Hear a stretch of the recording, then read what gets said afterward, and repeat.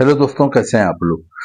दोस्तों, अक्सर पाकिस्तान और इंडिया के लोग ये सवाल करते हैं कि हमें बाहर जाना है, हम बाहर किसी मुल्क में जाना चाहते हैं, क्योंकि पाकिस्तान और इंडिया में रहते हुए हम मेहनत भी करते हैं, 8 से 10 घंटे जॉब भी करते हैं, या फिर हम कोई दुकान चला रहे हैं, बिजनेस कर रहे हैं, तो उसमें भी हम पूरी तरह मेहनत कर रहे हैं, लेकिन फिर भी हमारी आमदनी इतनी नहीं हो रही, हमारी इतनी अर्निंग नहीं हो रही कि हमारे घर वालों की बेसिक जो नेसेसिटीज हैं, बुनियादी जरूरियात हैं, वो आसानी से पूरी हो सकें। दोस्तों, इन लोगों को एक कंसर्न होता है कि अगर वो बाहर चले जाते हैं तो जितनी मेहनत यहाँ पे करते हैं, अगर उतनी ही मेहनत वो बाहर किसी अच्छे मुल्क में करते हैं, तो इससे वो डबल ट्रिपल पैसे कमा सकते हैं। और दोस्तों, ये हकीकत है। देखा गया है कि जो लोग पाकिस्तान और इंडिया से किसी अच्छे मुल्क चले गए हैं, तो उन्होंने इतनी ही मेहनत करी जितनी कि वो पाकिस्तान और इंडिया में कर रहे थे, लेकिन यहाँ पर अगर वो हजारों में कमा रहे थे, तो वहां जाके वो लाखों रुपए में कमाने लगे और साल में ही करोड़पति हो जाते हैं। दोस्तों, आज की वीडियो उन्हीं लोगों के लिए जो कि अपने बच्चों का मुस्तकबिल बनाना चाहते हैं, अपनी बीवी का मुस्तकबिल बनाना चाहते हैं, अपना मुस्तकबिल बनाना चाहते हैं, अपने माँ बाप का मुस्तकबिल बनाना चाहते हैं। दोस्तों, क्योंकि आज इस वीडियो में जिस मुल्क के बारे में मैं आपको बताऊंगा, उसके इतने बेनिफिट हैं, इतने एडवांटेज हैं कि जब आप सुन लेंगे तो आप यकीनन कहेंगे कि आपने अमेरिका नहीं जाना, कनाडा नहीं जाना, यूरोप के किसी मुल्क नहीं जाना, सिर्फ और सिर्फ दुनिया में अगर कहीं जाना है तो इसी मुल्क में जाना है। दोस्तों, इस मुल्क के 3 बहुत बड़े एडवांटेज हैं। सबसे पहले मैं आपको वो बताऊंगा। सबसे बड़ा एडवांटेज तो ये है कि इस मुल्क का वीजा आपने घर बैठे हासिल करना है। घर बैठे ही अप्लाई करना है और घर पे ही आपने इसको हासिल करना है। इसका वीजा हासिल करने के लिए आपने कोई एम्बेसी के चक्कर नहीं लगाने, कोई सिफारत खाने नहीं जाना, कोई एम्बेसी की ख्वारी नहीं करनी। इतनी गर्मी पड़ रही है, उसमें आपने कोई लंबी लंबी एम्बेसी की लाइनों में नहीं लगना, क्योंकि दोस्तों एक बहुत बड़ा इश्यू होता है।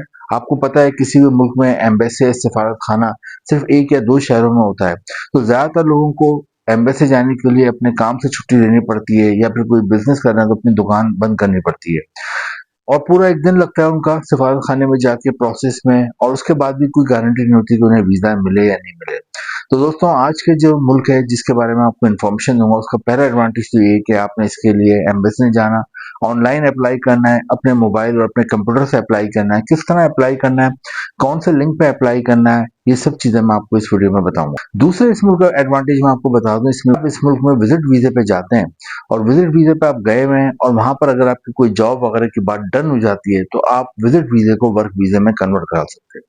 ये बहुत बड़ा एडवांटेज है, और दुनिया के ज्यादातर मुल्क ये एडवांटेज नहीं देते हैं, लेकिन इस मुल्क ने ये एडवांटेज आपको दिया है कि अगर आप वहां जाएं, विजिट वीजे पे जाएं, और अगर आपको वहां कोई जॉब मिल जाए, तो आप विजिट वीजे को वर्क वीजे में कन्वर्ट करा सकते हैं। किसी भी मुल्क की अहमियत और इम्पोर्टेंस और उसका कितना डेवलप है, पूरी दुनिया के सामने उसकी क्या रैंकिंग है, इसका आप अंदाजा लगाते हैं पासपोर्ट रैंकिंग से। के बारे में मैं आपको आज इस वीडियो में बताऊंगा।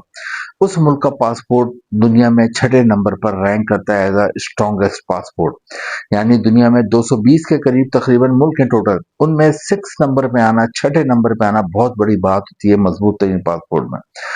फायदा क्या होता है कि इस मुल्क के शहरियों को दुनिया में 180 से ज्यादा मुल्कों में जाने के लिए वीजा लेने की जरूरत ही नहीं होती। जी हाँ, उन्हें वीजा फ्री या वीजा ऑन अराइवल की सहूलत मिली हुई है दुनिया में 180 मुल्कों में।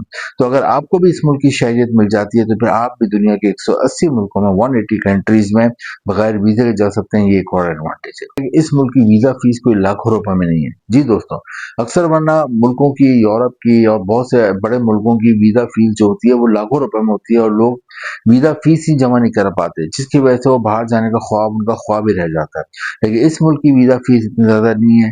पाकिस्तानी रुपीस में 25 से 30 हजार एक बंदे की फीस है, और अगर आप इंडियन रुपीस में कन्वर्ट करें तो तकरीबन 5 से 10 हजार रुपए एक बंदे की फीस बनती है।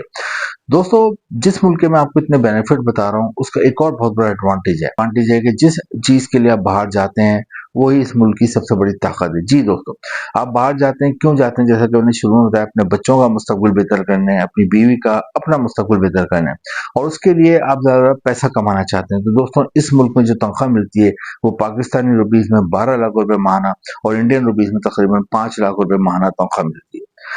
12 लाख रुपए माहाना तनख्वाह एक बहुत अच्छी तनख्वाह होती है, और अगर आप पाकिस्तान में रह रहे हैं, इंडिया में रह रहे हैं, तो 12 लाख कमाना एक ख्वाब ही होता है महीने के अंदर। तो दोस्तों, अगर आप इस मुल्क में चले जाते हैं, तो आप एक साल में ही करोड़पति भी हो जाते हैं। दोस्तों, जिस मुल्क के मैं इतने सारे बेनिफिट बता रहा हूँ, और जिस मुल्क का मैंने आपको बताया है कि वीजा अपने घर से अप्लाई करना है, किस तरह अप्लाई करना है, कौन से लिंक पे अप्लाई करना है, 12 लाख रुपए तनख्वाह आप कैसे कमाओगे, विजिट वीजा को वर्क वीजा में कैसे कन्वर्ट करोगे, ये तमाम चीजें आज की इस वीडियो में देखेंगे। अपनी वीडियो को आगाज करते हैं। सबसे पहले मैं आपको बताता हूँ ये कौन सा मुल्क है जिसके इतने बेनिफिट है। दोस्तों, जिस मुल्क की मैं बात कर रहा हूँ, इस मुल्क का नाम है न्यूजीलैंड। न्यूजीलैंड के नेबर में ऑस्ट्रेलिया वाक़ है, एक तरफ इसके कुक आइलैंड है और एक तरफ इसके न्यू कंट्री है।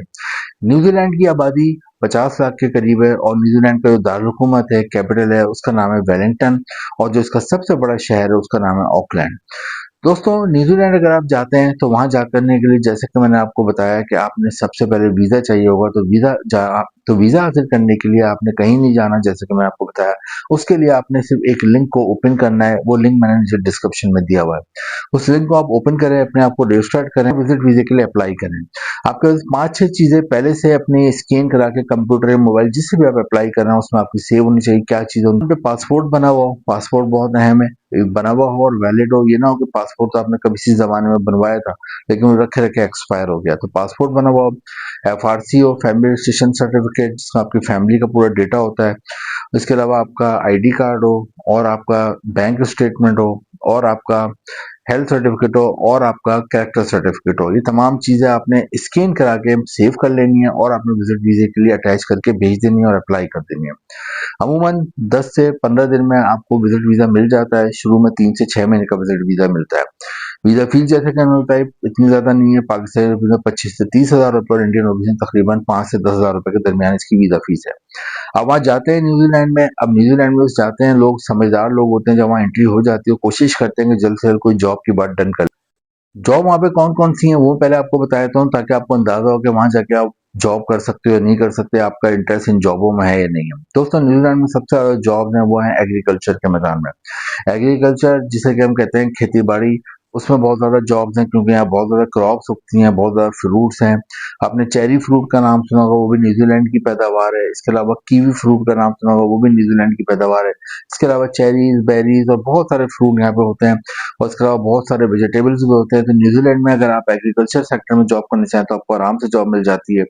उसमें अगर आप पढ़े लिखे हो उस हिसाब से आपको जॉब मिल जाती है। अगर आप पढ़े लिखे नहीं हो लेकिन हार्ड वर्कर हो, मेहनती हो, मेहनत कर सकते हो तो आपको लेबर वर्क में भी जॉब मिल जाती है।